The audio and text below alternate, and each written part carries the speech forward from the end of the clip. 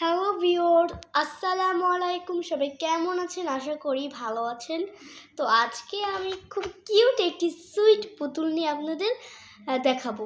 তো সেই পুতুলটি হচ্ছে, আমি অনেকদিন ধরে ভাবতেছি যে পুতুল কিনবো নাকি কিনবো না। তো অনেকদিন ধরে ভাবতেছি, কিনতে ইচ্ছা করলো, আমি কিনছি।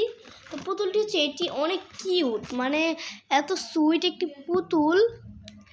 তো আপনাদের দেখাচ্ছি পুতুলটি কত কিউট। এই যে দেখেন, হাত পা লড়ানো যাচ্ছে। এই পুতুলটি সাথে আছে বেবিটাও কিউট। আর আছে হচ্ছে একটা, দাঁড়ান না, এই যে পুতুলের এটা হচ্ছে ব্যাগ কমপ্লিট। আর এটা হচ্ছে বেবি জামা কাপড় রাখার ব্যাগ।